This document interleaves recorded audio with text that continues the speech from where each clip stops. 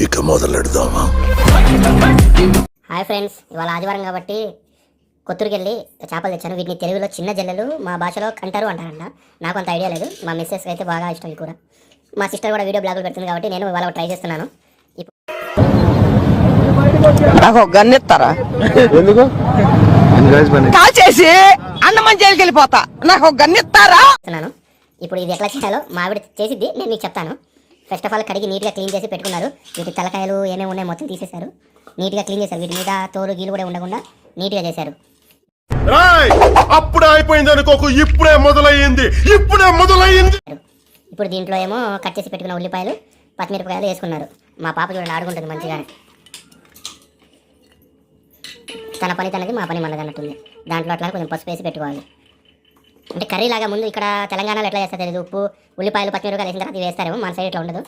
ఈ విధంగా మొత్తం ముందే కారం. ఇది మా ఇంటి నుంచి తెప్పించామండి, మా అమ్మమ్మ చేసి ఇచ్చింది. దాని తర్వాత దీంట్లో ఉప్పు వేసుకున్నాం, కల్లుప్పు.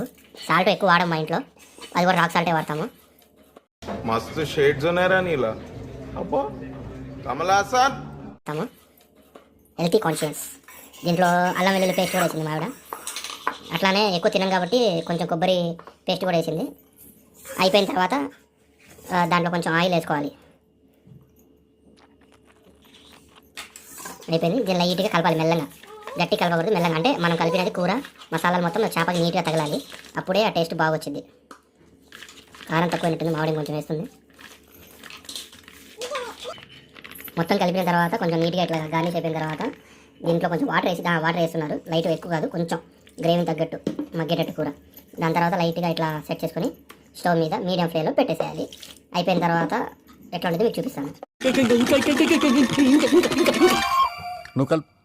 ఇట్లానే అన్నంలో కలుపుకోవడానికి గోంగూర కూడా రెడీ చేస్తుంది. సూపర్ ఉండేది టేస్ట్, బ్లాక్ బాస్టర్.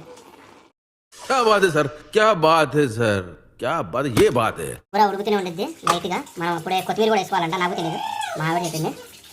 దాని పని దాందే. మనం మధ్య వరకు బొప్పాయి కట్ చేసాం, దీన్ని ఫినిష్ చేద్దాం. అప్పటి వరకు అది కూడా సెట్ అయిపోయింది. రెండు కలిపి దబ్బడి చేయొచ్చు. ఇలాంటి చాలా ఉన్నాయి, ఇంకా దాచాం కుప్పలు కుప్పలు. హాయ్ ఫ్రెండ్స్, అయిపోయింది కూర. వావ్, బాగా ఇలాగే దవిడే. ఇది కూడా అయిపోయింది. మధ్యలో బొప్పాయి కూడా కొట్టేసాం. గోంగూర రెడీ ఉంది.